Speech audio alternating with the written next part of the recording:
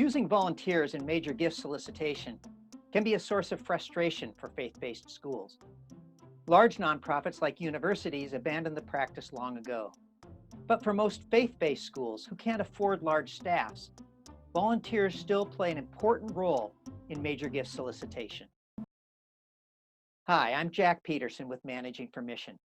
Managing for Mission specializes in administrative and governance consulting for faith-based schools across the US and Canada. In this tutorial, I'd like to focus on the challenges of using volunteers, what they need to be successful, and how the school can ramp up their effectiveness. For people new to development, using volunteers may seem like a no-brainer. They don't require a salary, and this very fact makes them compelling ambassadors for the cause. But quality control is crucial for successful gift solicitation, and it's difficult to maintain when asks are being made by volunteers. All but a very few require a great deal of TLC to become effective. For a volunteer to be effective at major gift solicitation, they must have 5 characteristics: capacity to give at that level themselves, the time to do it well, passion for the cause, knowledge about it, and confidence to ask for a monetary gift. And it's difficult to find people who already possess all 5 of these characteristics. If we do the math, we can see why. Let's say your school has 10,000 people on its database. Major gift askers should be those who themselves are capable of giving at that level. So about 10%, or 1,000 people, will be eligible by that criterion. Then they must have sufficient time flexibility to set appointments, make in-person asks, follow up, and attend report meetings. About 50% will be able to make that commitment. We're now down to 500 candidates. They also must be passionate enough about the school to ask others for donations. 25% might already meet that criterion.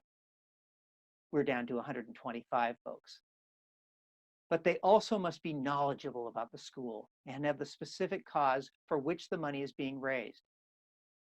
If we're lucky, 50% already have that knowledge, giving us 62 people. But the biggest factor is that they have to be confident about asking for money. And probably only 5% have that confidence innately. So we're down to 3 people. 3 people out of 10,000 possibles who are ready, willing, and able to ask for major gifts. But don't give up, because this assumes we can't do anything to dial up those percentages. We can, but it takes a little work.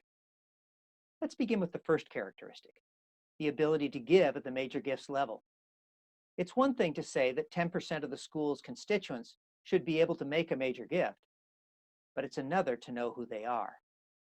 If the school's done a good job of evaluating and segmenting its database, it should have a pretty good idea of who meets this criterion. This will focus the search considerably, but to determine which of them meet the other criteria comes down to asking them.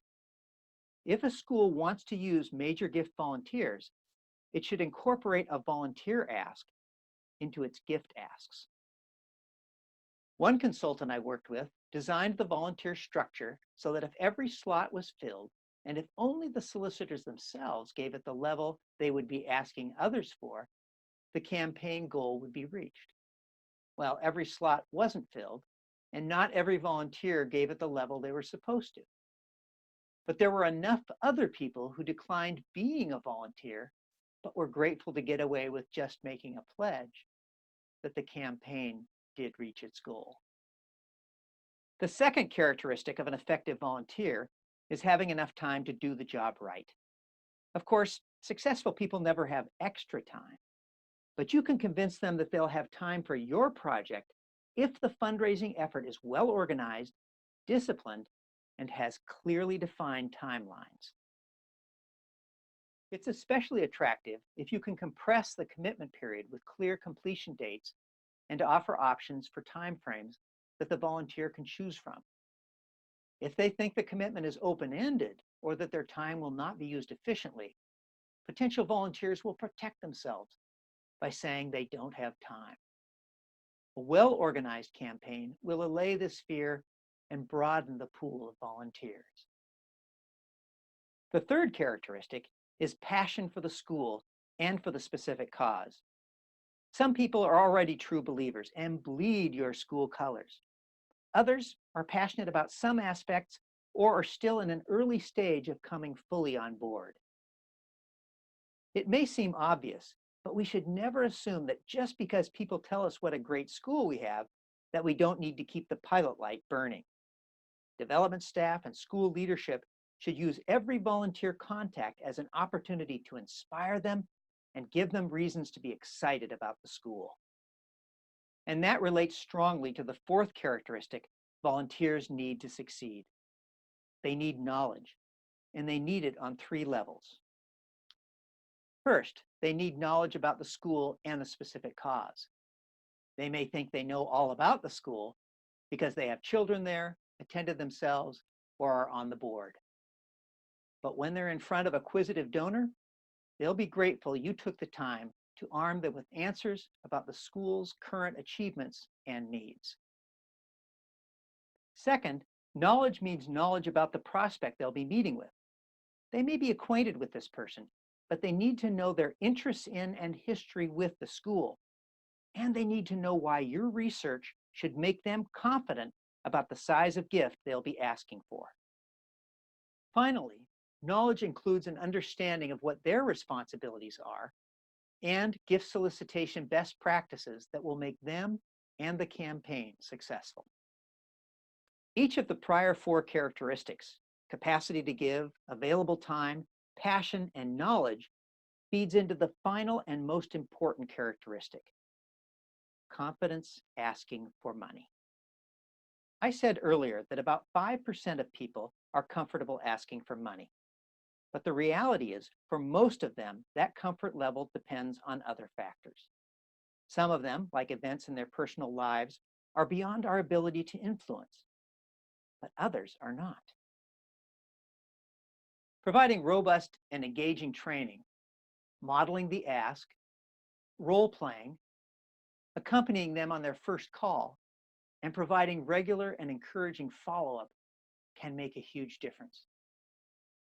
I'm struck by how often schools undershoot or just don't give much thought to the support that volunteers need. I also find that building supportive accountability and recognition for whatever the solicitor is able to achieve will help draw forth the volunteer's energy and commitment. I want to stress the importance of confidence in the development process. Volunteers basically want two things: to help the school and to be successful. They don't want to fail. And if the school fails to do what it can to convince them that they will be successful, the risk of embarrassing themselves or letting the school down is just too great. They will either decline to participate or fail to make calls or attend meetings. They need to be confident that the school is the best philanthropic investment donors can make, that the current project is truly needed and well conceived, that the campaign will be successful, that they're equipped to do their role, and that someone will be there to give them all the support they need. If they have this confidence, they'll communicate it to the donors, and the campaign will be energized. I think it's unfair when schools expect volunteers to generate this confidence themselves and fail to take their responsibility to inspire and encourage them. Having listened to all of the foregoing, you may be thinking that using volunteer solicitors isn't worth the effort needed to recruit, train, and support them. And in your school's case, that may be correct. You must make that judgment. But if you're willing to design and sustain a robust volunteer solicitor program, you'll find you have a coterie of committed, passionate, knowledgeable, and trained ambassadors reaching out to the community. And if you've created a role that they take pride in and enjoy, you'll be able to call on them time and time again. If you want to learn more about development or other governance and administrative best practices for faith-based schools, visit our website at managingformission.com or email me at the address that will appear at the end of this tutorial. And thank you. for your confidence in faith-based education and your willingness to inspire that confidence in others so that your school can reach its full development potential. God bless.